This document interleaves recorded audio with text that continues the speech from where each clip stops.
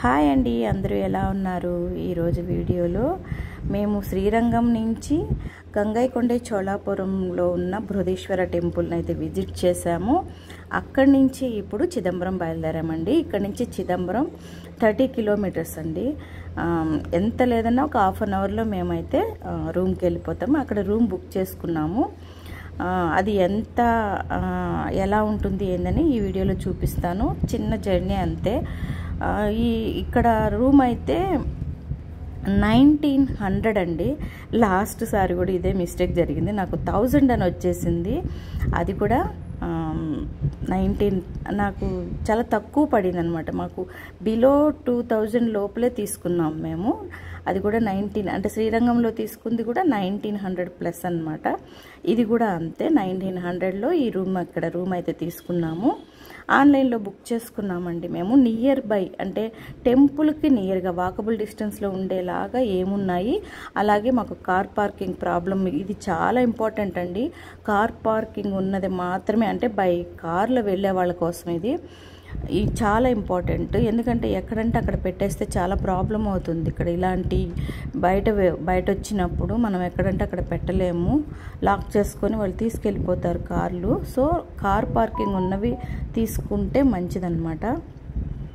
మేము అలాగే temple near by అలాగే కార్ పార్కింగ్ అన్నీ చూసుకొని వాళ్ళు మేబీ అది హౌస్ని వాళ్ళు అట్లా కన్వర్ట్ చేశారనమాట హోటల్ లాగా. మనకి ఫుడ్ గిడ్ అంతా మనం బయట తీసుకోవాల్సిందే, బయట వెళ్ళి తినాల్సిందే. వాళ్ళు ఏదైనా షాప్ నేమ్ సజెస్ట్ చేస్తారు అంతే. కానీ శ్రీరంగంలో అయితే మాకు ఫుడ్ అంతా రూమ్కే వచ్చింది. ఇక్కడ అట్లా లేదు. మనం బయటకు వెళ్ళి తినేసి రావాలి. జస్ట్ రూము వాటర్ ప్రొవైడ్ చేస్తారు అంతే.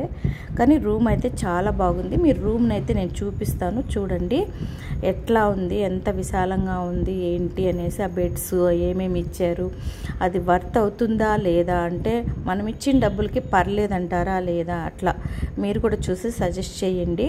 వీడియో అయితే చివరి వరకు చూడండి. నెక్స్ట్ వీడియోలో నేను చిదంబరం టెంపుల్ వ్యూ అయితే నేను చూపించినంత వరకేనండి. ఎందుకంటే బయటే మనం ఫోన్లన్నీ పెట్టేయాలి. ఫోన్ లోపలికి అలవ్ లేదు, షూట్ చేయడానికి లేదు. భయంకరమైన స్ట్రిక్ట్ అనమాట. అక్కడ పీపుల్ కూడా, అంటే డెవోటీస్ కూడా ఏం చేస్తారంటే ఎవరైనా షూట్ చేస్తుంటే కంప్లైంట్ చేసి ఫోన్ లాగేసుకుంటారనమాట. వాళ్ళ ప్రజలు అంటే చెన్నైలో భక్తులు కూడా అదే విధంగా స్ట్రిక్ట్గా ఉన్నారనమాట, ఫోటో తీయడానికి లేదు అని. సో నేను చూపించగలిగినంత వరకు అయితే చూపించాను.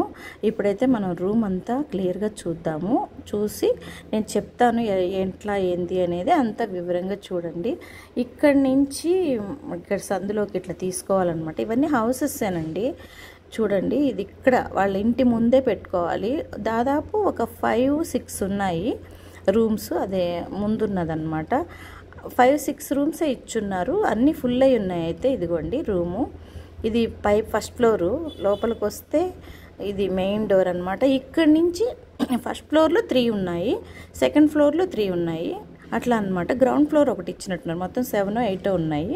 ఇది మేము తీసుకున్న రూము. చూశారు కదా, మాకు 3 బెడ్స్ ఇచ్చారు. మేమిద్దరమే, నేను మా హస్బెండే వెళ్ళింది.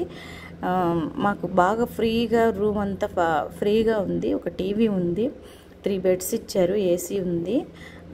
తర్వాత మిర్రర్ అయితే ఇక్కడే ఇచ్చున్నారు. ఇదిగోండి టీవీ, ఒక చిన్న టేబుల్ ఇచ్చారు, ర్యాక్స్ ఉన్నాయి బట్టలు పెట్టుకోవడానికి. బాగుంది, ఫ్రీగా ఉంది అనిపించింది మాకైతే.